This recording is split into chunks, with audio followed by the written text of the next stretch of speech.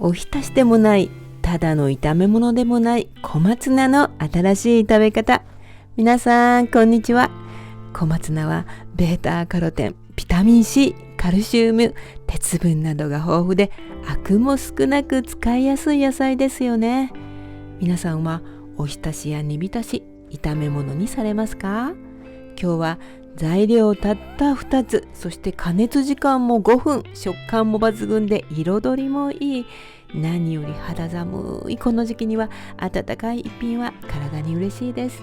ぜひ最後までご覧ください。では作っていきましょう。小松菜ともう一つの材料は干しエビです。お好み焼きに入れる干しエビではなくて、中華でよく使う硬い乾燥した方ですよ。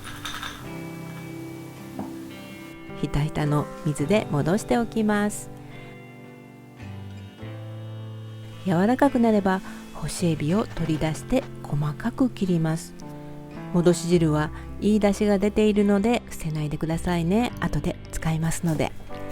ポイントはエビをできるだけ細かく切ることです。最初はエビが小さくて細かく切りにくいかもしれませんが、包丁の刃の先を手で軽く押さえ、包丁の柄と先をシーソーのように動かすと細かくなりますよ。時々材料をまとめてまた同じように切ってください。小松菜は 150g 使います。今回買った1袋の半分でした。根元を落として3センチから4センチの幅に切ります。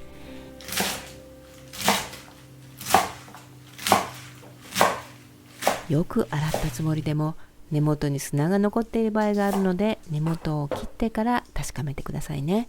もしくは根元を落としてから洗うのもいいですね。材料は揃いました。私は中華鍋で作りますが、フライパンでも作りやすいと思います。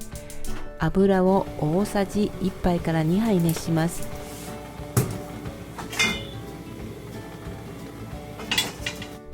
まずエビを香ばしく炒めます。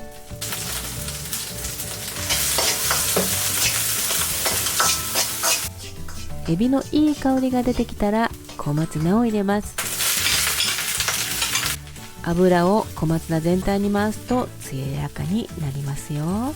そして塩を加えます。小松菜に味がついて色もきれいに仕上がります。ここでエビの戻し汁とエビの臭みを取るためにお酒を大さじ1加えます。少し水分を加えることで炒めやすくなりますね。さっと炒まれば水を 350ml から 400ml 加えます。これが温まれば仕上げに塩と胡椒で味を整えます。このスープはシンプルに塩と胡椒がとてもよく合います。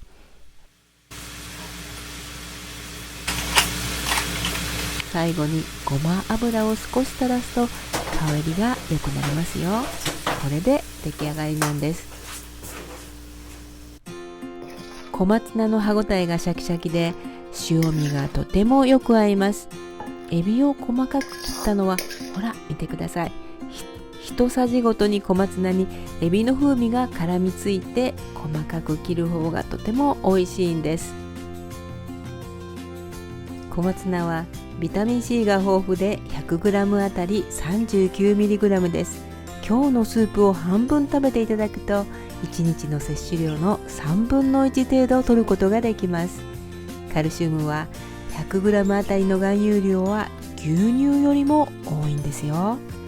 緑黄色野菜ですので抗酸化作用のあるベータカロテンも豊富で鉄分も含まれますので、貧血気味の方にもぜひ食べていただきたいです。今日の小松菜のスープは干しエビと炒めるだけ。スープとしていただくので水溶性の栄養素も加えた水の中に溶け出して丸ごといただくことができます。油を使っているので脂溶性の栄養素の吸収率がぐんと良くなります。何より乾燥しやすい季節になってきましたので、汁物で体を温めながら水分を補給し、内側からの潤いは欠かせません。ぜひお試しいただきたいと思います。最後まで見てくださってありがとうございます。あなたとあなたの大切な人の少しでもお役に立てたなら嬉しいです。では次回の動画でお会いいたしましょう。